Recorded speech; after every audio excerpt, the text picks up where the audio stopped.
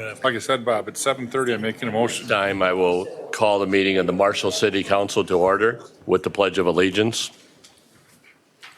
I pledge allegiance to the flag of the United States of America and to the republic for which it stands, one nation under God, indivisible, with liberty and justice for all. Oh, I can do that. Oh, that works. I'd like to welcome everyone here this evening. We do have an agenda before us. Are there any changes to that agenda? If not, we'll operate under that agenda. We'll take a little bit of a pause here while some of the technology gets corrected here. Where's that? Hit the Chrome button. There you go. Thank you.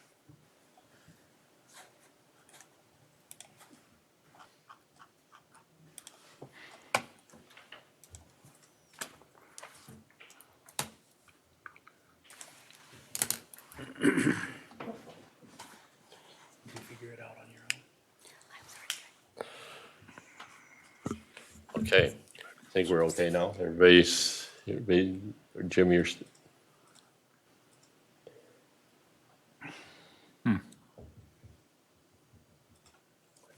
Okay. see, you're in, and Steve, you're in. I'm in.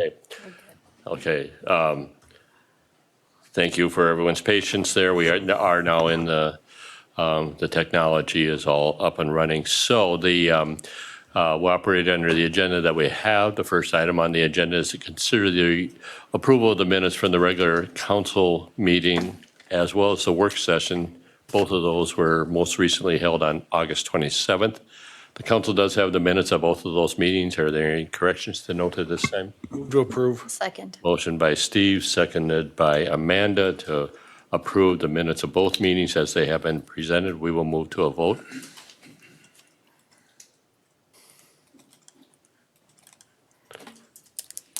And we will close the voting. Mine didn't work.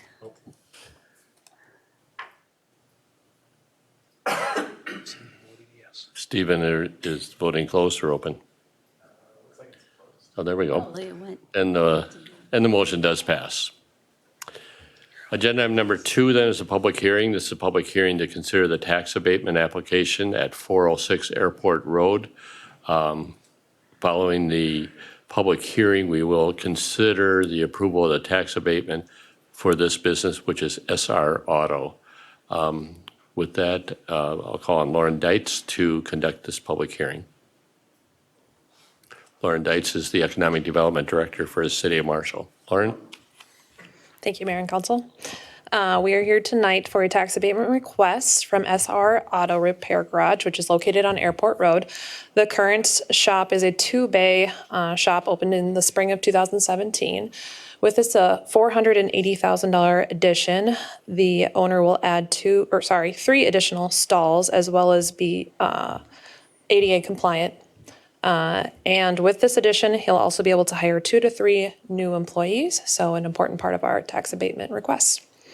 We do have Scott with us tonight to answer any questions if the council has any. Okay. Is there anyone present at the meeting in the audience that wishes to comment as part of this public hearing on this tax abatement request? Is there any questions? Are there any questions that the council has or any input? Well, the only input I'd add is this is what the tax abatement's set up to do. Exactly. Perfect example of what it's supposed to do. Came before the EDA and everybody agreed that it seemed like a good fit, so made Great. sense. Any other comments? If not, is there a motion to close the public hearing? So moved. Second. By Steve, seconded by Jim to close the public hearing. We will move to a vote.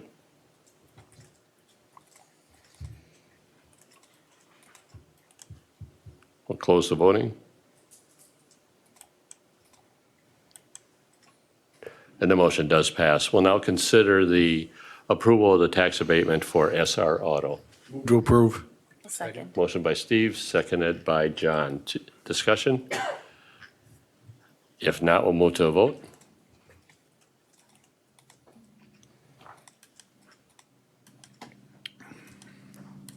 And we'll close the voting. And the motion does pass. thank you and congratulations on your business expansion. So, we'll move then to the consent agenda, bringing the items up on the screen on the consent agenda. They include consider the approval of temporary liquor license for the Taste of Marshall event on October 7th, consider the approval of tobacco license for Quick Trip, consider the approval of 3.2% malt liquor off-sale license for Quick Trip, consider the approval of an amendment to the personnel policy manual, the airport removal equipment building, consider the resolution authorizing the execution of the MnDOT companion grant agreement for the building construction, and then finally, consider the approval of the bills and the project payments. Is there any item on the consent agenda any member of the council wants removed for separate discussion? Make a motion to approve the consent agenda. Motion by Amanda. Second. Seconded by Jim to approve all of the items on the consent agenda. Discussion? If not, we'll move to a vote.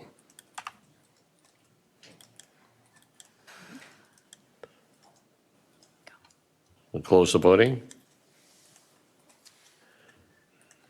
And the motion does pass.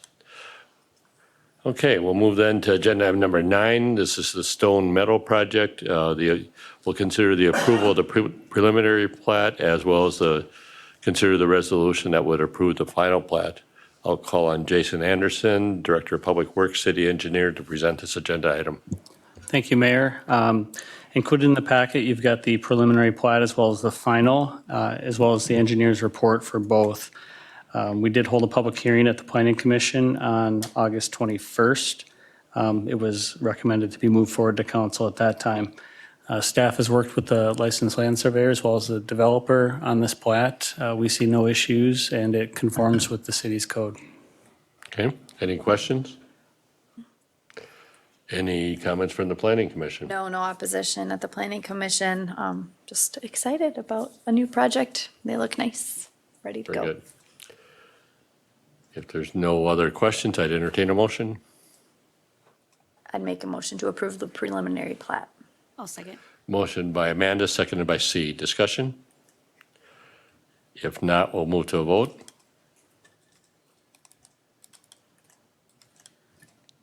And we'll close the voting.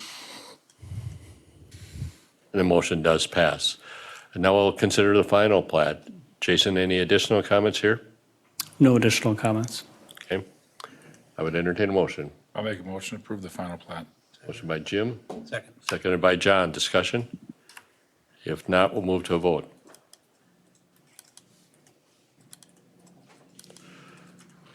We'll close the voting. And the motion does pass. So Jason, this is a 336-unit apartments near Walmart. When do you anticipate that they would apply for a building permit and be under construction? Well, they've shared pretty significant plans with us so far to date. We've worked through quite a bit of the design on the site already. So I guess we haven't discussed exactly when they plan to submit, but I would expect an early start to construction likely next year, but we'll dive into that with them. I think the intent was to build 1 or 2 buildings first and get them leased up and then build the third. So. Okay, thank you. We'll move then to agenda item number 10, consider the adoption of the ordinance for the request of Turkey Valley Farms to rezone 2 lots from R1 one-family resident district to R2 1 to 4 family district and a conditional use permit for a parking lot in the R2 district. Ilya? Thank you, Mayor Council. So this item actually consists of 2 of them. One is rezoning and one is a conditional use permit. So at the end, you will have to have 2 motions, first to rezone and then to approve a conditional use permit, because conditional use permit cannot go without rezoning. So Turkey Valley Farms is short on parking, and I'm sure you noticed that a lot of the employees park on the street. So they're trying to solve the problem by purchasing, I think they own these 2 lots, 306 and 308, and converting them into parking lot. Right now it's R1, single family, and that doesn't allow parking, but R2, 1 to 4 family districts allows parking as a conditional use permit. This area is labeled as a medium density on the comprehensive plan, so rezoning it to R2 will be within compliant with the comprehensive plan. And also the packet includes all the information about the conditional use permit. There's a lot of criteria and stuff, things that all of them are met. So recommendation is to approve first rezoning and then conditional use permit. It went through the planning commission. There was public hearing for both of them. And the recommendation was to recommend approval for both of them 4-2. Okay. Questions for Ilya? We'll first act on the rezoning. Any specific questions about the rezone? There was some concern from the gal that lives next door, obviously, to these two properties. And it was addressed that the conditional use permit would provide some, like shading or masking from her lot to this parking lot. And I would assume that's been addressed with her by now. And you can she's see that not here. all the conditions, they kind of mitigate the effect of the. Let's deal with the rezoning first and then. Sorry. Yep. So any questions about the It all rezoning? goes together. I'll make a motion that we approve the rezoning to an R2. Motion by Jim, is there a second? Second. Second by John, discussion? If not, we'll move to a vote.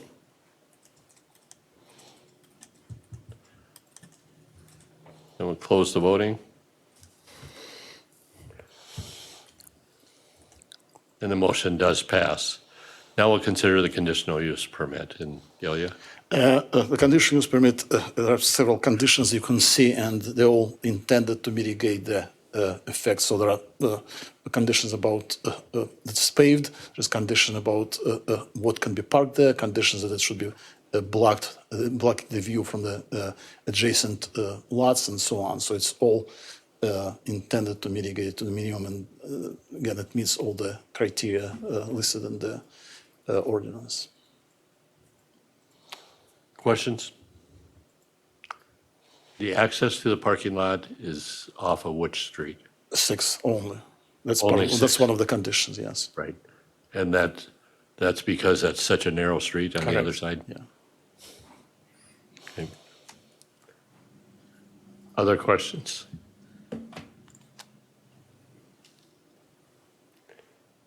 Anything else from the planning commission? No, nothing that was, just concerns about Turkey Valley as a whole, but nothing about the conditional use permit. Okay. I'll make a motion to approve the conditional use permit for the parking lot in the R2 district. Motion by Jim, is there a second to that motion? I'll second. Seconded by C, discussion? If not, if there's no discussion, we'll move to a vote.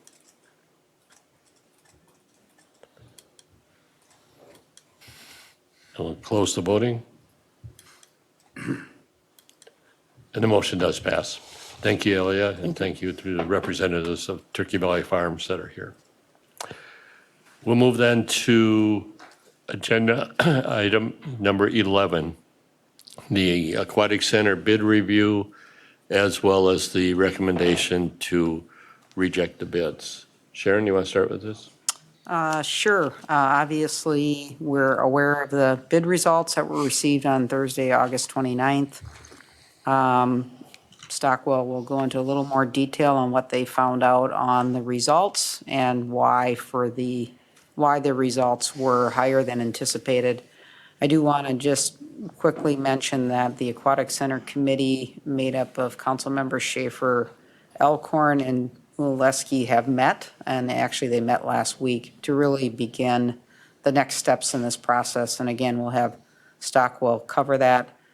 I know we have probably additional comments we want to add, but we'll hear out Stockwell and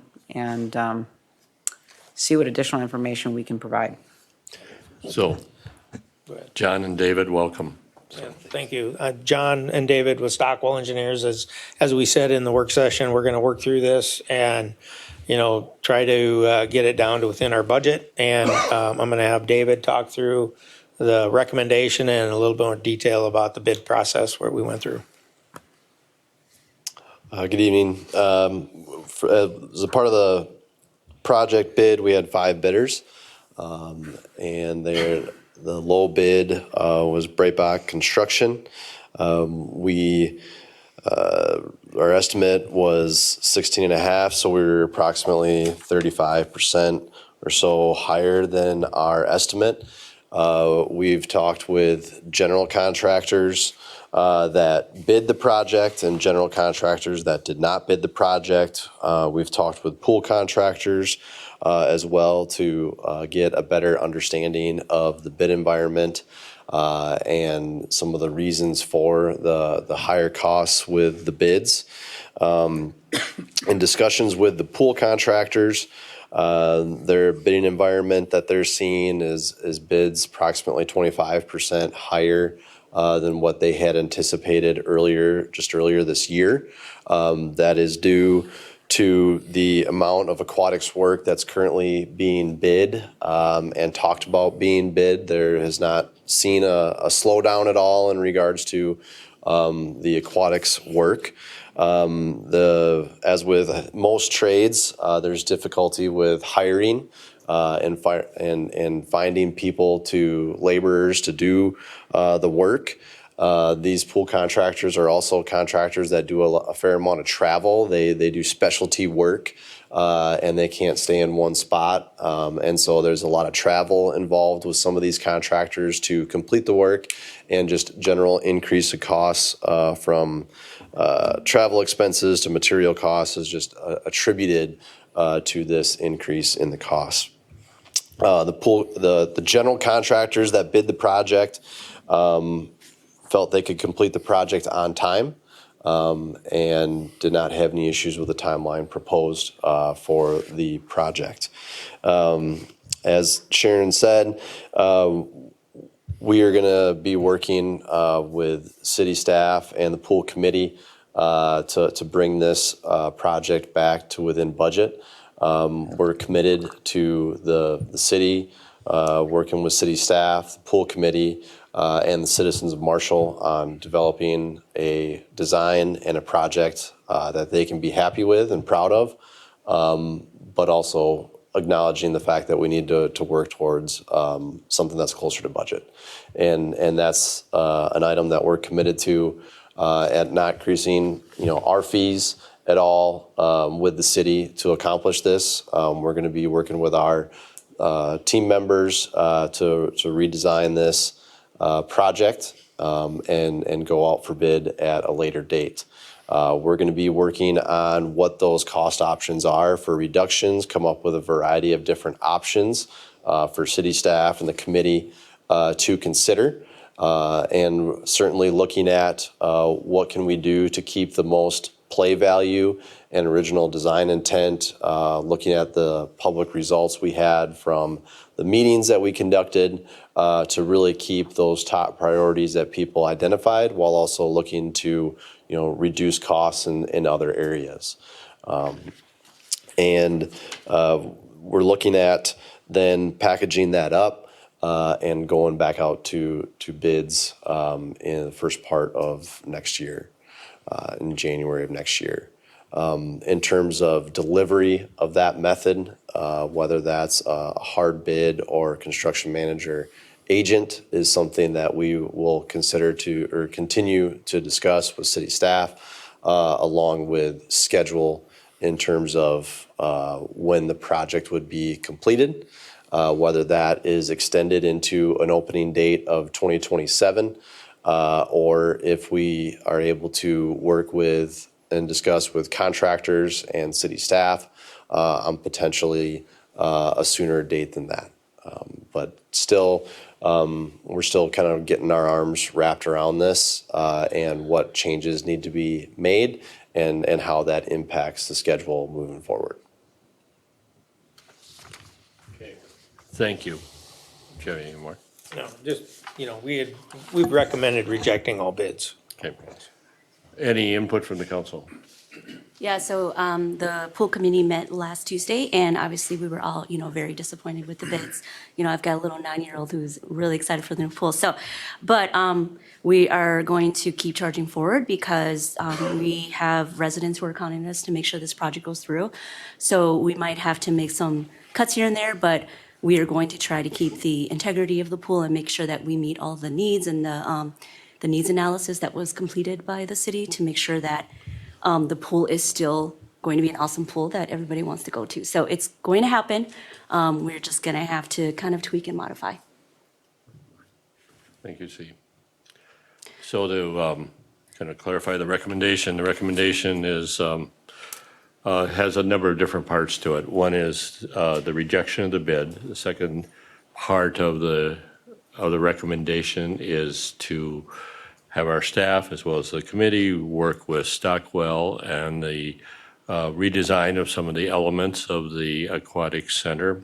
And then the third would be to allow staff to also explore the option of construction management, and if that would be an option that would benefit the both the cost and deliverability. And then the fourth would be that staff and Stockwell would also explore the timing of redesign, solicitation of bids, and construction and completion. I'd like to make a motion to reject all the bids and go back and work with team and Stockwell and the Aquatics Pool Committee to come up with some alternative plan. Does that work? Second. Motion by C, seconded by Steve. Discussion? Any clarification on that motion that you see, Sharon? I hate to do this. Sorry, no. I'm actually looking at that document that's up there because it's like, Hey, can we get it put on another it screen? looks like it's Thank you. missing some stuff and I don't know. Okay, maybe it's not. I don't know. Anyway, I hate to do this to you, but No, go can ahead. you Yeah. repeat what you said? I would like, I would like to reject all bids and have the aquatics team, Stockwell and the staff go back and revisit the plan and rebid. And does your bid also, or your motion, does your motion also include the language that I said about all options? would Yes, all of the above, include yes. redesign, schedule, as well as explore construction management management. options? Yes. Okay. And you're fine with that kind of broad encompassing motion? Yeah, we're fine with it. I do, that's very broad, and I think there's a wide variety of things that could come out of that. So we'll gladly work through that with your staff. So. And that language was consistent with your second? Correct. Okay, now, discussion on the motion. The only discussion I have, and I know you said, I'd be very clear that this is not costing the city any extra money as we do this redesign. Whatever happened, but I just don't want to keep putting, as I said, you guys have been paid $1.3 million to give us this project, and we don't have one yet. So this is not costing the city any more money in redesign fees. Correct. I mean, as far as the redesign, it's our intent to redesign, put together a bid package, advertise the project, and bid it. If we do go through a construction manager process, that will take extra time, and I think your schedule will be limited, so. So that's a discussion. Can I add something to that? Yes. Not to debate. I do worry about timing because if we're going to go construction manager, we have to evaluate who that would be. And I think we definitely want council member review, maybe even a peer review that's not going to be involved with the project somehow. But I also think we can start immediately. If we got open dates next week, I think we start talking to them next week. And we don't have to do a formal bidding process for construction managers, professional services under the state statute. So the city council has the right to choose that construction manager. And you'll hear from contractors. I've had really good conversations and good feedback from them, so I appreciate their input back to me on the different concepts. You're going to hear the good and the bad and advantages and disadvantages, and there's advantages and disadvantages, and we have to work through it. At any given point in time, we could retract and go the similar route of a general contractor. You know, we're concerned about what that rebidding looks like too. It could be higher. I know that's a pessimistic view, but we we just got to explore all options, because at the end of the day, this comes down to money. And we got to find every bit of it we can. I think possibly we could save some money. We have some thoughts about what a general contractor charges, which is not that different from a construction manager. They're still really managing the project, and there's fees associated with it. Who's getting paid more, and what works best for the city, and maybe saves us money. So I just want to add, we're concerned about timing, but we're hoping to start as soon as possible. Right. I would like to add, though, if we go down the process where we've went through a construction manager process and we still come to a high number and then we decide to go back to another bid process, that is significant on our cost standpoint. And so we would highly recommend that we push forward with a redesign of the package that we have and go out for design bid build, just like we had originally, scoped our project. If you want to bring in my opinion, maybe if we brought in a construction manager at risk that was just independent and let that be, a review process with us. But I fear that we go down the road of 4 months and then we still, if we don't get there because of maybe the circle we've ran, and then we decide to go back to something again, I'm nervous that we're going to lose time and we're going to lose money. So I want that to be. And I agree with all of it. At the end of the day, right now, we're $6 million over budget. Plain and simple, we're $6 million over budget. We're gonna cut. Our taxpayers approved an $18.37 million sales tax bond for this. So we got to try to get to that $18.37 million plus our donations. So I think we need to explore all these options, as Sharon has said. Yes. So I think we all have the same. Mr. Mayor, Council, just for purposes of clarification, with a construction manager at risk, you can't just have an independent construction manager at risk. There's a statutory process that just got passed by the legislator last year, and we have to follow that process, which involves creation of a city committee and a bunch of other things. So there isn't really any independent CMAR anymore. Which our recommendation is to not do CMR. It would be to do a construction manager, agent, or advisor, not the at risk. Okay.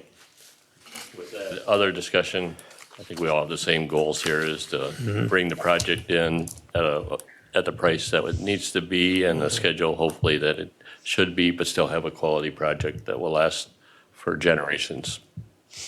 Other discussion on the motion? Yeah, I just want to add one more thing, that going back and redoing the pool is not going to be an option because it'll be too expensive. And also the sales tax that we had approved, we cannot use it towards it. So just to make that clear, that is going to be not an option that we will be looking at.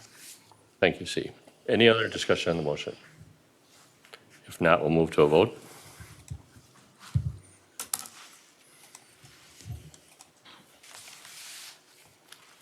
Close the voting.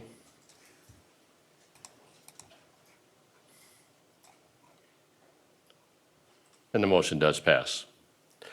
We'll move then to agenda item number 12, Councilmember Board Liaison Report. Steve? None, sir. Amanda? I don't have anything. The Southwest Regional Development Commission will meet this Thursday. John? MMU meets on Wednesday. See? Yes, DEI met last week. We went over our DEI strategic plan. So that one is kind of detailing what our DEI commission, what our plan moving forward so that we can help to bring in more members and also be more effective in serving our city. And then the library met last night.